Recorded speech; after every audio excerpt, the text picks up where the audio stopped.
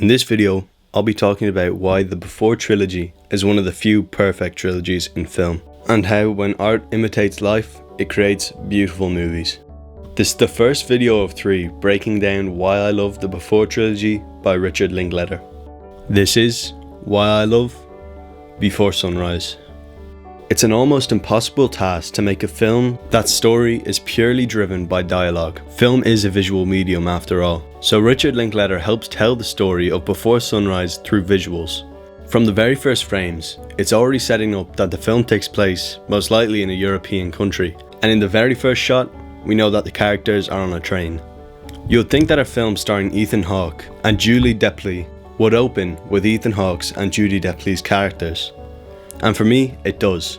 The arguing couple on the train that opens the film is a foreshadowing of what their relationship will probably come to. Richard Linklater uses visuals to immediately set up the film's major question. Should they spend one amazing night together and let that night forever be beautiful? Or should they let that go and be together even knowing that their relationship will most likely turn into something similar to the couple on that train? Setting up the plot in even the first 20 minutes of a film is a difficult task within itself. But setting up major themes and questions of the movie within one frame is masterful. Another theme told visually, that whilst they are together in that one night, they're in their own little world, a dream realm. But anything before or after that night is snapped back into reality. In this world, they are the main characters, but outside of that, they're just people. This is told visually through shots like this, showing extended shots of strangers, making these people characters, not just extras, really immerses you in this world. It also takes Jesse and Celine out of the main story and makes them simply just as important as these extras. This storytelling device is instilled in us at the start. We forget it in the middle and they become the main characters again and way more important to us. And then by using the same visual storytelling device at the end, separates them and makes them just 2 random people again. At the end, this is shown by showing shots of the town that was once in this dream realm for them and for us, and now is covered in the sun rays and full of people and normal strangers like them. These shots in the film also lead into a point that I'll be further expanding on in the next video. It's establishing that these locations that are such significant places to them and to us now just become memories. For some simple shots of a city to pack such a punch and hold such meaning to us is a skill of a great writer and director. One of my favourite and most famous scenes from this movie is a masterclass in show don't tell. The scene I'm talking about, of course, is the listening booth scene. One shot telling such a beautiful story is brilliant. We all have such a sense of the emotions that these characters are feeling. This scene works so well for a few reasons. Mainly great acting, but also great direction from Richard Linklater. It's a simple story and a simple scene, and it's a simple frame and he knows that. Why would you cut to different reaction shots or different angles of them? The beauty lays within the simplicity of capturing such a nice and simple moment in these characters' lives. This scene also shows that to them this is more than just a romantic fling. A similar scene that uses visuals to show emotion and feeling is the church scene. Jesse talks about how at Quaker weddings, they just stare at each other for a long time, and then after about an hour, they're married. Just the simple visual of Jesse staring at Celine for a few seconds is such a simple yet effective way to show his feelings for her. And to not use exposition to convey the same things is brilliant. Exposition is not always a bad thing, but it's always more interesting for the viewers to learn things visually or through subtext, which I'll be talking about later. Finally, the most significant use of storytelling to me is visual distance. This is a technique prominently used throughout the whole trilogy in a really great way. What do I mean by visual distance? I mean distance between characters. At the beginning of Before Sunrise, Jesse and Celine are the furthest away they'll ever be in the film. They're sitting opposite each other on the train. As we get to the middle of the film, they're walking right beside each other and even holding hands. And by the end of the film, they're as close as possible. This enforces 2 things. Firstly, it visually shows their relationship growing. As they physically get closer, they emotionally get closer and more in love. And it also instills the sadness when they have to part. Getting us used to seeing them very close together during almost all of the movie makes it even more impactful for us when they have to part, not only in the story, but visually. Like I said, this technique is used in the whole trilogy, but almost in very different ways in each film. Through visual devices like visual distance and showing us the locations they visited at night, then during the day, enforces the theme of a dream world. They are close in this dream world, so the camera is often using a mid shot. Yet when they leave this dream world, the camera often uses wide shots. Visual storytelling doesn't always have to be on the nose. It's often most effectively used in the simplest of ways. The use of visuals in this film is beautiful. Their locations speak for themselves, and the great visual storytelling is one of the reasons why I love Before Sunrise. Before Sunrise is not Jackie Brown. Its score and soundtrack doesn't punch you in the face. It sets the vibe and the tone for the scene and then falls into the background, supplementing the visuals and the dialogue. Any music in Before Sunrise is almost completely practical, and what I mean by that is that the music takes place in the scene. For example, when they go to the record shop, or the bar, or watch street performers. So what does this approach to using music in film achieve? It adds three things: realism, aesthetics, and often the music helps remind the viewer of a time that they can relate to this film. We've all seen live music and we all listen to music. Using it in a realistic way is a great tool to make the story more relatable. Music is a great tool to help tell the story, but it should never be overused. It can take away from the film. Before Sunrise uses music in an almost understated way. It's such a beautiful film, and the core of that is conversation. So why would you cloud the essence of the movie with a big soundtrack? Music also is a bookend for the film.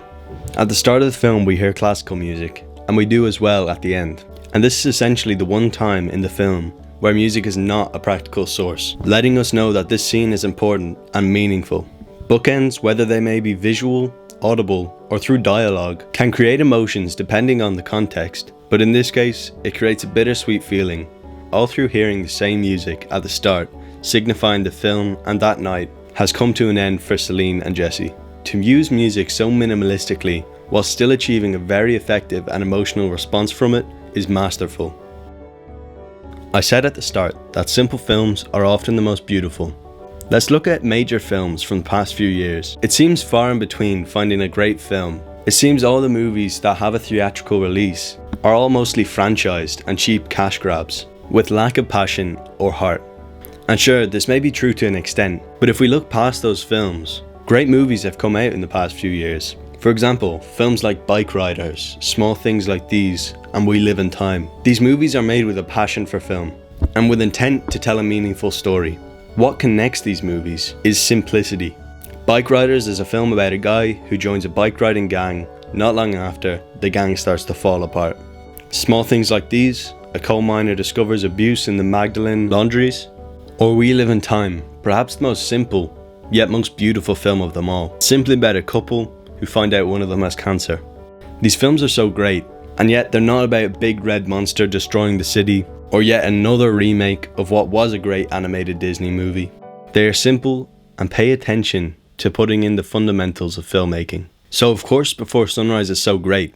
It's the simplest story. A man and a woman meet on a train and they spend the night together. So how does one take such a simple idea and make it great? There's many ways, but in Before Sunrise, it's mainly through art imitating life and great dialogue.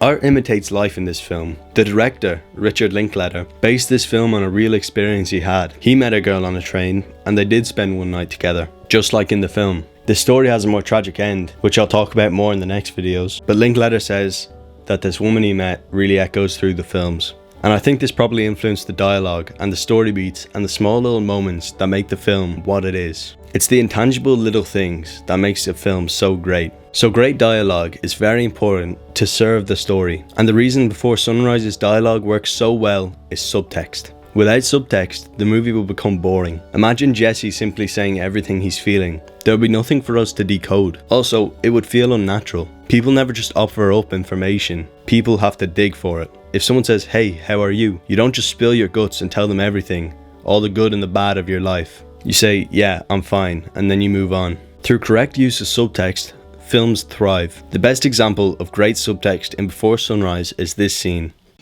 You must be scared to death. You must be thinking I'm this manipulative, mean woman. I just hope he doesn't feel that way about me. Because you know me, I'm the most harmless person. The only person I could really hurt is myself. I don't think he's scared of you. I think he's crazy about you. Really? I mean, I've known you a long time, and I got a good feeling. You gonna see him again? We haven't talked about that yet.